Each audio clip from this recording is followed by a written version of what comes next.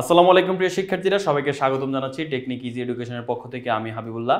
আজকের ক্লাসে আমরা আলোচনা করব নবম দশম শ্রেণীর গণিত বইয়ের 11 অধ্যায়ের বিগত বছরের একটি সৃজনশীল প্রশ্ন, যেটি এসেছিল যশোর বোর্ড 2024 সালে। এই প্রশ্নটি সমাধান করছি আমরা আমাদের ইজি ম্যাথ বই থেকে, যেখানে তোমাদের A to Z গণিত বইয়ের সম্পূর্ণ সমাধান দেওয়া আছে, এমসিকিউ সাজেশন সহ, এবং প্রত্যেকটা প্রশ্নের সাথে কিউআর কোড আছে, যা স্ক্যান করার মাধ্যমে তুমি প্রত্যেকটা প্রশ্নের ভিডিও কিন্তু পেয়ে যাবা, অর্থাৎ ভিডিও আকারে সমাধান পেয়ে যাবা। তো যারা সংগ্রহ করে নেন দ্রুত বইটা সংগ্রহ করে ফেলেও তোমাদের জন্য ভালো হবে। এখন আমরা এখানে যশোর বোর্ড 24 সালের প্রশ্নটা সমাধান করতে গেলে এখানে আমরা দেখবো আমাদের এখানে উদ্দীপক হিসেবে একটা কথা বলা আছে, দুইটা ইনফরমেশন দেওয়া আছে, পি কিউ আর ক্রমিক সমানুপাতিক, এবং এই যে একটা সমীকরণ দেওয়া আছে। এখন ক নম্বর প্রশ্নটা আমরা আগে সমাধান করব। ক নম্বর প্রশ্ন সমাধান করতে উদ্দীপকের প্রয়োজন পড়বে না। এখানে বলা আছে log x base 400 equal two 4 হলে এক্স এর মান নির্ণয় করো। সেটা নির্ণয় করা খুবই সহজ। কিভাবে সহজ একটু দেখাই। দেখো, এটা একটা সূত্র আছে, এটা যদিও চতুর্থ অধ্যায় থেকে প্রশ্নটা আসছে। তো আগে চতুর্থ অধ্যায় থেকে মানে হচ্ছে তোমাদের চতুর্থ আর 11 অধ্যায় থেকে অনেক সময় দুই অধ্যায় মিলায় প্রশ্ন আসতে পারে, তো এই জন্য আর কি। তো ক নম্বর প্রশ্ন যদি আমরা এখানে খেয়াল করি, এখানে বলা আছে log x base 400 equal to 400। এখন আমরা একটা সূত্র জানি, এই যে log a base b equal to c যদি হয়, তাহলে এইখানে আমরা যে কাজ করবে, যেখানে আমি একটু লিখে বুঝাচ্ছি, দেখো log a base b equal to যদি সি হয়, এটাকে কি লেখা যায় জানো? এই লগটাকে তুমি সরাই দিবা। আচ্ছা, সরাই দিলাম। এরপর এর জায়গায় এ লিখলাম, অর্থাৎ বেসটা ঠিক রাখবো। এবার এই বি আর সি কে শুধু চেঞ্জ করে লেখাও, সি কে বি এর জায়গায় নিয়ে আসো। এই যে তার মানে এর উপর পাওয়ার বি এর বদলে সি হয়ে যাবে, সমান চিহ্ন দিয়ে বিটাকে ওই পাশে নিয়ে যাও, শেষ। তার মানে b equal to a to the power c. তো সেম ভাবে এখানেও দেখো, আমি এই লগটাকে কেটে দিব, তাহলে এখানে আমি এক্স রাখলাম। এখন এক্স এর উপর 400টাকে আমি না রেখে 400টাকে 4 জায়গায় নিয়ে যাব, 4টাকে 400 জায়গায় নিয়ে আসবো। এই যে 400 জায়গায় এই যে দেখো 4 চলে আসছে, আর 4 জায়গায় 400 চলে গেছে। তার মানে x two the power 4 equal to 400। এটা হচ্ছে আমাদের এখন হিসাব। এখন এখানে তোমাকে একটা জিনিস খেয়াল করতে হবে, সেটা হচ্ছে এই পাশে এক্স এর উপর পাওয়ার 4, তোমাকে অবশ্যই 400কে এমন একটা পদ্ধতি লিখতে হবে যেন তার উপরে পাওয়ার 4 থাকে, তাহলে পাওয়ারে কাটা যাবে। তো কিভাবে এটা আমরা করতে পারি দেখো, তো 400কে তুমি 2√5 হোল টু দি পাওয়ার 4 এটা লিখতে পারো। এখন তোমার কথা হচ্ছে ভাই 2√5 হোল টু দি পাওয়ার 4 কিভাবে লেখা হয়, মানে কেন 2√5 whole to the power 4 equal to 400? এটা তুমি ক্যালকুলেটর করলেও দেখতে পাবা 2√5 এর উপর পাওয়ার 4 দিলে 400 হয়। অথবা তুমি এইভাবে 400কে ভেঙে নাও, যে 4টা 2 আর 2টা 5, তাহলে কত হয়? 4টা 2 গুণ করে 2টা 5 গুণ করলে যত হবে দেখবা যে তোমার এক্স টু দি মানে হচ্ছে 400ই হচ্ছে। তাহলে এখানে 2 কয়টা আছে দেখো তো, 2 আছে 4টা, 5 আছে 2টা। 5 2টা মানে কি? 5 2টা মানে হচ্ছে একটা 5 মানে হচ্ছে √5 2টা, অর্থাৎ 2টা √5 গুণ করলে একটা 5 হয়। তার মানে এখানে একটা 5 মানে 2টা √5 আছে, এখানে একটা 5 মানে 2টা √5 আছে। তাহলে টোটাল √5 কয়টা হলো? 4টা √5 হলো। 4টা √5 হলো, 4টা 2 হলো। তাহলে 4টা √5 4টা 2, এটাকে একসাথে আমরা লিখতে পারি 2√5 হোল টু দি পাওয়ার 4, এটা আমরা লিখতে পারি 2√5 হোল টু দি পাওয়ার 4, এটা আমরা লিখতে পারি। 4টা √5 তারপরে হচ্ছে 4টা 2 আছে, তো একসাথে আমি 2 এর উপরও পাওয়ার 4 দিয়ে দিলাম, √5 এর উপরও পাওয়ার 4 দিয়ে দিলাম। এবার এটাকে ক্যালকুলেট করো, তুমি দেখবা যে হচ্ছে 400ই হয়। তো এখন যাই হোক, পরবর্তীতে আমি যে এখানে কি লিখলাম, x to the power 4 equal to 2√5 whole to the power 4। এবার তুমি এই লাইন থেকে ওই লাইন লিখতে পারো সরাসরি, কোনো সমস্যা নাই। এই দুইটা লাইন স্কিপ করলে তুমি করতে পারো, কোনো প্রবলেম নাই। এখন এই যে পাওয়ার 4 দুইটা কেটে দিব, তাহলে x এর মান কত আসে? 2√5। সো x এর মান যদি 2√5 আসে, এটাই আমাদের নির্ণয় মান। নির্ণয় x এর মান হচ্ছে 2√5। সো x এর মান নির্ণয় করা হয়ে গেল। এবার আসো খ নাম্বার প্রশ্ন। খ নাম্বার প্রশ্নে কি বলা হয়েছে আমরা সেটা একটু সমাধান করার চেষ্টা করি। দেখো, খ নম্বর প্রশ্নে বলা হচ্ছে যে প্রমাণ করো এই বাম পক্ষ সমান ডান পক্ষ। কিন্তু আমাদের দেওয়া আছে কি? দেওয়া আছে হচ্ছে এই যে প্রথম অংশটা কাজে লাগবে, পি কিউ আর ক্রমিক সমানুপাতিক। এটা থেকে আমাদের খ নাম্বারটা করতে হবে। তো কিভাবে এটা করব দেখো, পি কিউ আর ক্রমিক সমানুপাতিক এর মানে হচ্ছে এই মাঝখানেরটা স্কোয়ার, এই যে q square equal to p r, এটা লেখা যায়। পি কিউ আর ক্রমিক সমানুপাতিক মানে হচ্ছে q square equal to p r. আবার পি কিউ আর ক্রমিক সমানুপাতিক এটাকে তুমি এভাবেও লিখতে পারো, পি অনুপাত কিউ ইকুয়াল টু কিউ অনুপাত আর। এবার পি অনুপাত কিউ কে আমরা লিখতে পারি পি বাই কিউ, আর কিউ অনুপাত আর কে আমরা লিখতে পারি কিউ বাই আর। এবার কোনাকুনি গুণ করো, কিউ আর কিউ গুণ করলে হবে কিউ স্কোয়ার, পি আর আর গুণ করলে হবে পি আর। তার মানে কিউ স্কোয়ার ইকুয়াল টু কি হয়? Q square equal to p r হয়। তো এটা থেকে আমাদের এখন এই বাম পক্ষ সমান ডান পক্ষ প্রমাণ করতে হবে। এটা আমরা প্রমাণ করব, কোনো সমস্যা নাই। চলে আসো আমরা আমাদের প্রশ্নে যদি আসি, এখানে দেখো প্রথমে আমরা যে জিনিসটা দেওয়া ছিল পি কিউ আর ক্রমিক সমানুপাতিক, সেটা আমরা লিখলাম পি কিউ আর ক্রমিক সমানুপাতিক। এর মানে হচ্ছে p by q equal to q by r. কোনাকুনি গুণ করলে p square q square equal to p r, যেটা মাত্র তোমাদেরকে বুঝাইলাম। এবার আমাদের বাম পক্ষ যেটা প্রশ্নে দেওয়া ছিল সেটা আমরা লিখে ফেললাম বাম পক্ষ। এখন আমরা কি করব, দেখো আমাদের কাছে আছে শুধু এই জিনিসটা, এটা ব্যবহার করে প্রশ্নটা সমাধান করতে হবে। তো কিউ স্কোয়ার হয় আমরা কিউ স্কোয়ারকে খুঁজবো, না হয় শুধু পি আর কে খুঁজবো। কেন? কারণ কিউ স্কোয়ার পাইলে আমরা সেখানে পি আর বসাতে পারবো, পি আর পাইলে সেখানে কিউ স্কোয়ার বসাতে পারবো। তো দেখো এখানে পি টু দি পাওয়ার 8 লিখলাম, লাস্টে আর টু দি পাওয়ার 8 লিখলাম, কিউ টু দি পাওয়ার 8 কে আমরা ভেঙে লিখতেছি। প্রশ্ন হচ্ছে কেন? কারণ আমরা জানি কিউ টু দি পাওয়ার 8 কে কিউ স্কোয়ার আকারে লেখা যাবে, আর কিউ স্কোয়ারের মান কিন্তু বসানো যাবে। কেমনে? দেখো কিউ টু দি পাওয়ার 8 কে আমরা লিখতে পারি q square whole to the power 4। কারণ কি, পাওয়ারের উপর পাওয়ার হলে গুণ হয়, 4 দুগুণে কত 8, তার মানে এটাকে লেখা যায় q square whole to the power 4। এবার কিউ স্কোয়ার বরাবর কিউ স্কোয়ারের মান বসাই দিব, কিউ স্কোয়ারের মান কত পি আর। কারণ কি, এই যে দেখো কিউ স্কোয়ারের মান পি আর, তাই পরের লাইনে কিউ স্কোয়ারের মান বসাই দিলাম পি আর। আচ্ছা, কিউ স্কোয়ারের মান পি আর বসাই দিলাম, ভালো কথা। এখন আমরা যদি খেয়াল করি এই 4টা কার উপরে আছে, পি এর উপরেও আছে আর এর উপরেও আছে। সো পি এর উপর পাওয়ার 4 আলাদাভাবে দিলাম, আর এর উপর পাওয়ার 4 আলাদাভাবে দিলাম, দুইটার উপরে পাওয়ার 4টা আলাদা আলাদাভাবে দিলাম। এখন এই দুইটাকে আমরা গুণ করে দেই, এই দুইটাকে গুণ করে দেই। তো গুণ করার ক্ষেত্রে পাওয়ার যোগ হয়, এখানে 4 8 32 এটা কিন্তু তুমি লিখতে পারবে না, অর্থাৎ 8 × 4 = 32 এটা কিন্তু তুমি লিখতে পারবে না। পাশাপাশি গুণ হলে পাওয়ার যোগ হয়, তাহলে সেই ক্ষেত্রে 8 আর 4 যদি যোগ করি তাহলে হবে 12, এখানে 4 আর 8 যোগ করলে হবে 12, তার মানে p to the power 12 R to the power 12, আর এখানে যা আছে হুবহু তা বসাই দিলাম। এবার আমরা যদি এখানে একটু লক্ষ্য করি, এই মানটা এই তিনটার সাথেই গুণ আকারে আছে, গুণ হবে কার সাথে? লবের সাথে গুণ হবে। তাহলে 1 এর সাথে এটা গুণ দিলে এইটাই হবে, 1 এর সাথে এটা গুণ দিলে এইটাই হবে, এই 1 এর সাথে এটা গুণ দিলে এইটাই হবে। এবার কাটাকাটি করে দাও, p to the power 12 p to the power 12 কাটা, আর to the power 12 R to the power 12 কাটা, তাহলে এখানে থাকে শুধু আর টু দি পাওয়ার 12, এখানে থাকে শুধু পি টু দি পাওয়ার 12। তাহলে এখন এখানে তুমি দেখতেছো কাটাকাটি করতে পারতেছো না, কি করবা? আমাদের কাছে আছে কি ভাই? আমাদের কাছে আছে শুধু q square equal to p r. আমি এখন এখানে দেখতে পাচ্ছি পি আর না থাকলেও p to the power 12 R to the power 12 এটা কিন্তু আছে। তো এটা যেহেতু আছে, এই যে p to the power 12 R to the power 12 এটা যেহেতু আছে, এটাকে আমি চাইলে এভাবে লিখতে পারি, P R to the power 12 লিখতে পারি না? পারি, কারণ দুইটার উপরে পাওয়ার 12 একসাথে লিখতে পারি। সো আমি এইটাকে পরের লাইনে এসে P R to the power 12 লিখছি। এখন এটা লিখাতে আমাদের লাভ হয়েছে কি, আমরা পি আর এই জিনিসটা একসাথে পাইছি। এই জিনিসটা একসাথে পাওয়াতে এই পরের লাইনে আমি পি আর এর জায়গায় কিউ স্কয়ার লিখে দিব, পি আর এর জায়গায় আমি কি লিখে দিব? পি আর এর জায়গায় কিউ স্কয়ার লিখে দিব। দেখো এই পি আর বরাবর আমি কিউ স্কয়ার বসে দিলাম, আর উপরে পাওয়ার 12 আছে, পাওয়ার 12 দিয়ে দিলাম। Okay fine. এখন আসো এখানে যদি আমরা খেয়াল করি যে এই জায়গার মধ্যে এই যে পি টু দি পাওয়ার 12 এর জায়গায় P to the power 12, R to the power 12 এর জায়গায় আর টু দি পাওয়ার 12। এখন Q square to the power 12 এখানে দুইবার লিখছে কিউ টু দি পাওয়ার 12, কেন? একটু ভালো করে খেয়াল করো, Q square to the power 12 এটার মানে কি? দেখো এটাকে আমি চাইলে এইভাবে লিখতে পারি, q to the power 12 square. একই কথা, এই লাইন আর এই লাইন কিন্তু একই কথা। দেখো এই পাওয়ারটাকে উপরে লিখছি আর এই পাওয়ারটাকে নিচে লিখছি, কোনো চেঞ্জ হয়েছে মানের না। কেন? কারণ দিন শেষে তো পাওয়ারে পাওয়ারে গুণ হবে, 12 দুগুণে কত 24, এখানেও 12 দুগুণে কত 24, পাওয়ার তো সেমই থাকতেছে। এখন কথা হচ্ছে এভাবে কেন লিখছি? এভাবে লেখার কারণে এখন পরের লাইনে আমি লিখতে পারবো যে দেখো কিউ টু দি পাওয়ার 12 এর উপরে পাওয়ার আছে কত? 2টা। এক্স এর উপর পাওয়ার 2টা থাকা মানে এক্স হচ্ছে 2টা। তো কিউ টু দি পাওয়ার 12 এর উপর পাওয়ার 2টা মানে কিউ টু দি পাওয়ার 12 হচ্ছে 2টা আছে, কিউ টু দি পাওয়ার 12 2টা আছে। তো এই জন্য কিউ টু দি পাওয়ার এই যে 2 × 2 পাওয়ার 12 যদি হয় তাহলে এটাকে আমি একসাথে কিউ টু দি পাওয়ার 12 দুইটা লিখতে পারি। কিভাবে সেটা আমি তোমাকে বুঝাইলাম, এই যে এই লাইন থেকে এই লাইন, এই লাইন থেকে এই line, Q to the power 12 দুইটা হয়। এখন একটা কিউ টু দি পাওয়ার 12 একটা কিউ টু দি পাওয়ার 12 কাটাকাটি করে দাও, তাহলে থাকে শুধু একটা কিউ টু দি পাওয়ার 12। তাহলে এখন আমরা পেয়ে গেলাম P to the power 12, Q to the power 12 R to the power 12। এখানে জাস্ট সাজায় লিখলাম, এখানে পি টু দি পাওয়ার 12 লাস্টে ছিল, এখানে প্রথমে লিখছি, এখানে আর টু দি পাওয়ার 12 ফার্স্টে ছিল, এখানে লাস্টে লিখছি। এই তাহলে মানে আমাদের এটা সাজানো হয়ে যায় আর কি, P to the power 12 plus Q to the power 12 plus R to the power 12, এটাই হচ্ছে আমাদের ডান পক্ষ। আশা করি তোমরা এটা বুঝতে পেরেছো।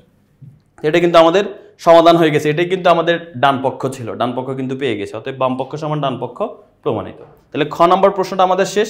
এবার আমরা গ নম্বর প্রশ্নটা নিয়ে আলোচনা করব। দেখো গ নম্বর প্রশ্নটাতে আমাদের বলা হচ্ছে y plus 7m plus y plus 7n by, এই যে এখানে y plus 7m by y minus 7m plus y plus 7n by y minus 7n equal to হচ্ছে 2। এটা আমাদের প্রমাণ করে দেখাইতে হবে, এই যে বাম পক্ষটাকে ক্যালকুলেট করে 2 প্রমাণ করতে হবে। কিন্তু আমাদেরকে দেওয়া আছে কি, এটা আমাদের দেখতে হবে। আমাদের দেওয়া আছে হচ্ছে এই যে এই মানটা দেওয়া আছে, যদি খেয়াল করো এই যে এই মানটা দেওয়া আছে আমাদের, এটা ব্যবহার করে হচ্ছে আমাদের এটা নির্ণয় করে দেখাইতে হবে। এখন কথা হচ্ছে এটা ব্যবহার করে আমরা কিভাবে নির্ণয় করব সেটা এখন আমরা একটু দেখার চেষ্টা করি। তোমাকে প্রশ্নটা একটু মাথায় রাখতে হবে। প্রশ্নটাতে কি বলছে দেখো, এখানে 7m 7m আছে, আবার এখানে 7n 7n আছে, এটা একটু মাথায় রাখো। তো এটা কেন আমরা মাথায় রাখতে হবে সেটা একটু পরে আলোচনা করছি। তো প্রথমে আমাদের দেওয়া আছে এই যে এই মানটা, এই যে এই সমীকরণটা দেওয়া আছে। তো এখন আমরা এক কাজ করি, এটাকে আমরা সমাধান করি। প্রথমে এই পুরো ডান পক্ষটাকে এখানে পরের লাইনে বাম পক্ষে লেখা হয়েছে, আর পুরো বাম পক্ষটাকে ডান পক্ষে লেখা হয়েছে। এবার এতটুকুর লসাগু করো, এম আর এন এর লসাগু হলে এম এন হবে। এবার লসাগুকে হর দিয়ে ভাগ, এম এন কে এম দিয়ে ভাগ করলে কি হয় এন, এন এর সাথে 1 গুণ করলে এনই হয়, প্লাস এম এন কে এন দিয়ে ভাগ করলে হয় এম, এম কে 1 এর সাথে গুণ দিলে এমই হয়। আর এখানে ডান পাশে যা আছে তা বসে গেছে। এবার আমরা কোনাকুনি গুণ করব। সো ওয়াই এর সাথে আমি এন প্লাস এম এটা গুণ করে দিই, এই যে দেখো ওয়াই এর সাথে এন প্লাস এম গুণ করে দিলাম। আবার এই 14 এর সাথে এম এন গুণ করে দিই, এই যে 14 এর সাথে এম এন গুণ করে দিলাম। এবার আমরা শুধু ওয়াই এর মান বের করব। মনে রাখবা শুধু ওয়াই এর মান বের করতে হবে তোমার। Y equal to 14mn divided by m plus n. এই এতটুকু পর্যন্ত তোমাকে আগে বুঝে নিতে হবে, ঠিক আছে, যে y equal to 14mn by m plus n. তো এখানে ওয়াই এর মানটা তুমি শুধু বের করবা, বারবার বলে রাখছি। এখন কথা হচ্ছে কেন ভাই ওয়াই এর মান শুধু কেন বের করে রাখবো? কারণ তুমি যদি এখানে খেয়াল করো যে আমাদের এখানে ওয়াইগুলো কিন্তু সিঙ্গেল আছে, তার মানে ওয়াইগুলোকে আমরা শুধু ওয়াই রাখবো, এখানে ওয়াইটাকে আলাদাভাবে রাখবো। তো রাখলাম, ঠিক আছে। এখন আমরা যদি একটু খেয়াল করি যে ওয়াই যেহেতু এখানে সিঙ্গেল ভাবে আছে, কোনো সমস্যা নাই, ওয়াই আছে এখানে, কিন্তু পরের লাইন থেকে আমরা কি করব? এই যে ওয়াই এখানে আছে, ঠিক আছে, এতটুকু আমি বের করছি, ঠিক আছে, এর পরের লাইন থেকে কি করব? তো এই মানটা আমাদের দুইবার কাজে লাগবে। এই প্রথমে এই যে এই মানটা দুইবার কাজে লাগবে। তো এটা আমরা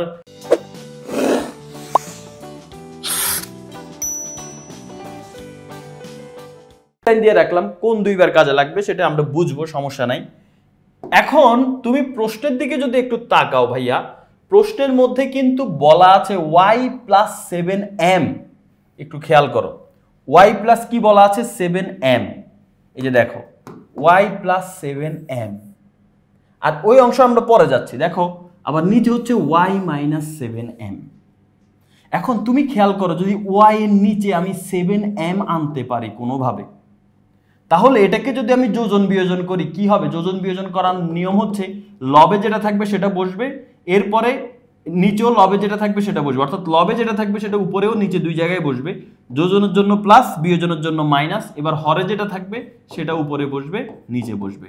তার মানে আমি যদি ওয়াই এর নিচে 7m আনতে পারি, তাহলে যোজন বিয়োজন করলে y plus 7m divided by y minus 7m এটা কিন্তু হয়। তার মানে এই অংশটা আমি পেয়ে যাই।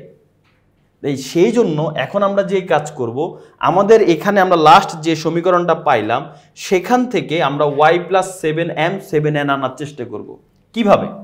এই যে 14mn আছে, এই 14mn কে আমি 7m এটা আমি লিখতে পারি কেমনে? এই যে 7m এর সাথে যদি 2n গুণ করি তাহলে কিন্তু 14mn হয়ে যায়। দেখো 7 দুগুণে কত হয় 14, m এর সাথে n গুণ করলে mn মানে 14mn। আর নিচে যদি আমরা আসি, নিচে আমাদের কি আছে m প্লাস n, নিচের অংশ ঠিক থাকবে, m প্লাস n লেখা যায়। এখন প্রশ্ন আশা করি অনেকে ক্লিয়ার হয়ে গেছে কেন আমি এভাবে লিখছি, কারণ আমার 7m দরকার আছে। ওই যে একটু আগে মাত্র দেখলাম 7m কে আমি যোজন বিয়োজন করে নিতে পারি। হ্যাঁ, তোমার কথা হচ্ছে ভাই 7m যদি y এর নিচে থাকে তাহলে না আপনি যোজন বিয়োজন করলে y plus 7m divided by y minus 7m পান। ইয়েস, তো এই জন্য আমি এখন যে কাজ করবো, এই যে 7mটা আছে, এই যে দেখো এই যে 7mটা আছে এটাকে y এর নিচে নিয়ে আসবো। এই যে পরের লাইনে এই 7mটা যেহেতু উপরে আছে, এই পাশে আসলে y এর নিচে চলে আসবে, যে y এর নিচে চলে আসছে। আর ওই পাশে 2n এর জায়গায় 2n আছে, তার মানে এখানে আমরা পাইলাম y divided by 7m equal to 2n divided by m plus n। এখন আমি এখানে যোজন বিয়োজন করব। তো যোজন বিয়োজন পরের লাইনে আছে, আমি এখানে নিজেও একবার করে বুঝিয়ে দিচ্ছি। যোজন বিয়োজন করার নিয়ম হচ্ছে এই লবে যেটা থাকবে সেটা উপরেও লিখবা, নিচেও লিখবা। এবার হরে যেটা থাকবে সেটা উপরে যোগ করবা, হরে আছে 7m, 7m যোগ করব। আবার হরে যেটা থাকবে সেটা নিচে বিয়োগ করবা, এই যে 7m কে বিয়োগ করবো, মাইনাস 7m ইকুয়াল। এবার এখানে যোজন বিয়োজন করব। প্রথমে লবে যেটা আছে সেটা বসাই দাও, 2n উপরেও আছে, উপরে লবে 2n আছে, তো 2n উপরেও লিখবো, নিচেও লিখবো। এবার হরে যেটা আছে সেটা এখানে যোগ করব, মানে প্লাস করে দেব কাকে, m প্লাস n কে যোগ করে দেব। আবার এই m প্লাস n কে নিচে বিয়োগ করে দিতে হবে। তো বিয়োগ যেহেতু করব, m প্লাস n কে বিয়োগ করার ক্ষেত্রে চিহ্ন চেঞ্জ হয়ে যায়, প্লাস m টা হয়ে যাবে মাইনাস m, প্লাস n টা হয়ে যাবে মাইনাস m। এখন y প্লাস 7m এর জায়গায় আমি y প্লাস 7m রাখতেছি আর নিচে y মাইনাস 7m এর জায়গায় y মাইনাস 7m থাকতেছে। এখন দেখো 2n আর n যোগ করলে কি হবে 3n, সাথে আছে প্লাস m। এখন দেখো এখানে যদি আমরা খেয়াল করি 2n থেকে n বিয়োগ করলে কি থাকে n, আর এখানে থাকে minus m, n minus m। এইটা আমরা এখানে পেয়ে যাই। তো এই জিনিসটাই হচ্ছে আমাদের এখানে এই যে পরের অংশে করা আছে, তুমি যদি একটু খেয়াল করো এই যে এখানে আমরা এটা পেয়ে গেছি, এই যে y যোজন বিয়োজন করছি, উপরে হচ্ছে 3n প্লাস m, নিচে হচ্ছে n মাইনাস m। এটাকে 1 নং সমীকরণ দিব। তাহলে এটা আমরা কিসের মান পাইলাম একটু ভালো করে খেয়াল করো। এটা পাইছি আমরা y plus 7m divided by y minus 7m। আমাদের প্রশ্নের দিকে যদি খেয়াল করো আমরা মাত্র এই অংশটুকুর মান পাইছি, আমাদের কিন্তু এখন এই অংশের মান বের করতে হবে। সো এটা যদি বের করতে পারি তাহলে এই দুইটাকে যোগ করলে অ্যান্সার পেয়ে যাব। সো এখন আমাদের টার্গেট y প্লাস 7n, এখন কিন্তু m না, এখন হচ্ছে n, y plus 7n divided by y minus 7n, এটা আমাদের বের করতে হবে। তো কোত্থেকে বের করব?